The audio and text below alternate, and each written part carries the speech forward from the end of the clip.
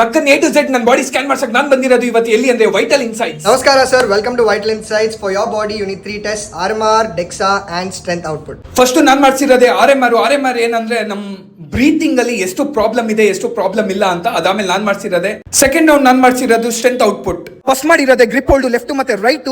ಇದರಲ್ಲಿ ನನ್ಗೆ ಏನ್ ಗೊತ್ತಾಯ್ತು ಅಂದ್ರೆ ನನ್ನ ರೈಟ್ ಹ್ಯಾಂಡ್ ತುಂಬಾ ವೀಕ್ ಇದೆ ಅಂತ.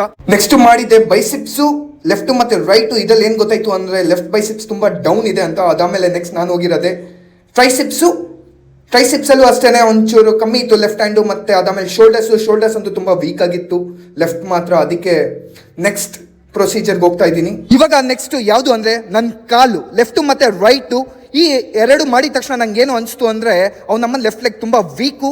ಸೀರಿಯಸ್ ಆಗಿ ಇಲ್ಲಿ ಎಲ್ಲ ತರ ನಿಮ್ಗೆಲ್ಲ ಗೊತ್ತಾಗ್ಬಿಡುತ್ತೆ ಯಾವ್ದು ವೀಕ್ ಇದೆ, ಯಾವ್ದು ಕಮ್ಮಿ ಇದೆ, ಯಾವ್ದು ಜಾಸ್ತಿ ಇದೆ, ಏನಿಲ್ಲ, ಏನ್ ಬೇಕು ಏನ್ ಬೇಡ ಅಂತ. ಮೂರನೇ ಟೆಸ್ಟ್ ಯಾವುದು ಅಂದ್ರೆ ಡೆಕ್ಸಾ. ಇದು A to Z ಬಾಡಿಯಲ್ಲಿ ಏನೇನ್ ಬೇಕು ಏನೇನ್ ಬೇಡ ಅಂತ ಕಂಪ್ಲೀಟ್ ಸ್ಕ್ಯಾನ್ ಮಾಡುತ್ತೆ.